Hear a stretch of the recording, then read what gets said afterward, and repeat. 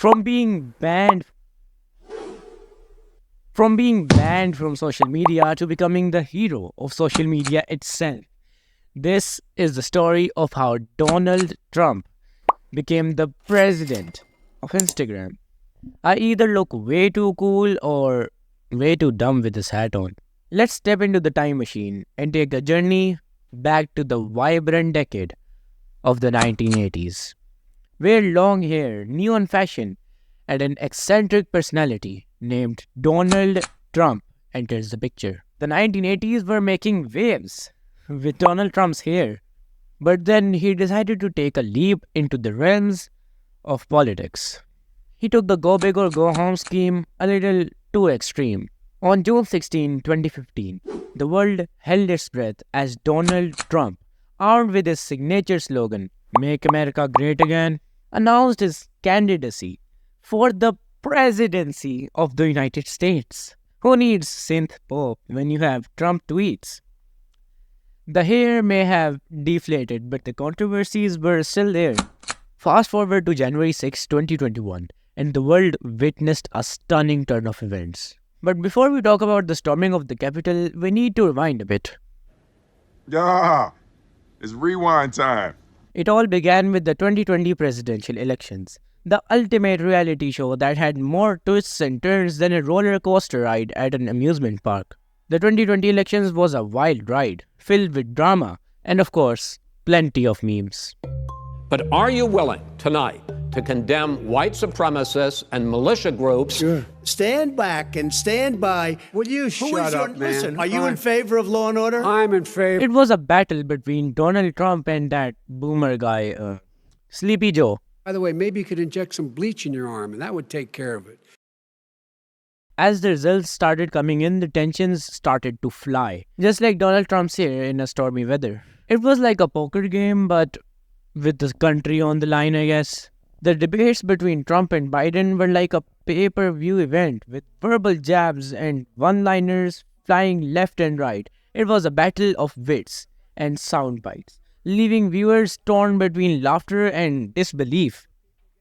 Trump with his boisterous personality and Biden with his occasional slips of the tongue. By the way, maybe you could inject some bleach in your arm, and that would take care of it. This is the That was same man. said, sir. Brought a unique blend of entertainment to the political stage. It was basically a mixture of politics and stand-up comedy. What I'm did the he one say? that brought back football. By the way, I brought back Big Ten football. It was me, and I'm very happy to do it. Are you talking about Hunter? Are you talking about Hunter? I'm talking about my son, Bo Biden. You're talking about I don't know, Bo. I know Hunter. And then came January 6, 2021, a day that will forever be etched in the annals of absurdity. As Congress convened to certify the Electoral College results, a rally was held near the White House. Thousands of Trump supporters gathered, armed with conspiracy theories and more flags than a medieval castle. It was a sight to behold, like a Comic-Con convention crossed with a political protest. The crowd had probably seen a lot of Indian dramas.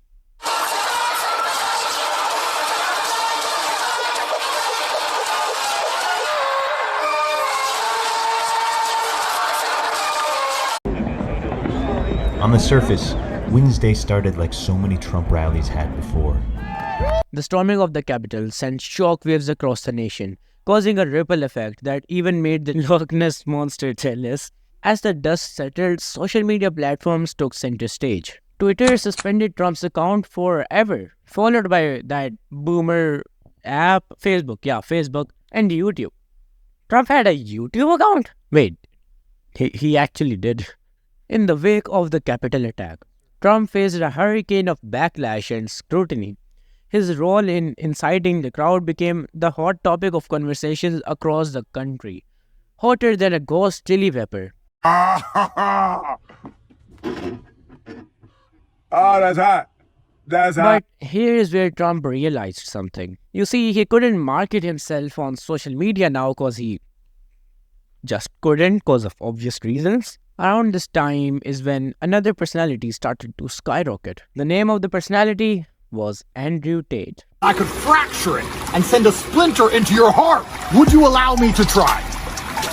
You wouldn't, because you know I believe I can. I believe I can hurt any man on the planet. And that's why people are afraid of me. And you believe depression is a crippling disease, and that's why you're afraid of it. If you don't know Andrew Tate, I guess you're really, really lucky, cause wow, the world would be so simple for you. You see, Andrew Tate used the same technique as Trump was just about to.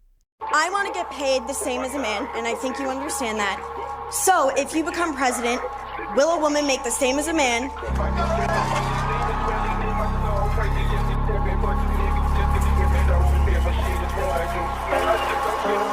You're going to make the same if you do as good a job. Andrew Tate realized that whenever he said something controversial, he would get a lot of fame, as when he would say something Sigma, I guess, news channels would showcase them. Now, the BBC has questioned the controversial social media influencer Andrew And then Tate. wannabe Sigma males would pull them out of the TV and put them into short-form content on mobile phones. Breathe air. You don't need a vape. Have you ever seen anyone with a vape? Have you ever sat in a room? So we go, wait, let me just go. My vape's done charging. Load it up. And then some motherfucker's like, it's bad for me. Duh. And then more wannabe Sigma males would like him, comment and stuff. But here is where the Instagram algorithm kicks in. You see, every app has an algorithm, and most of them rely on two things: engagement and retention. Engagement is how many people like it, comment it, share it, and save it on their accounts. And you see, this was a really smart strategy by those wannabe Sigma male Instagram accounts, because the people who liked Andrew Tate started liking the reels and commenting on how much they like Andrew Tate. And the people who hated him started commenting about how much they hate him. Trump saw this coming, and what he did next was flabbergasting. You see, Trump did the same thing, and you didn't even realize.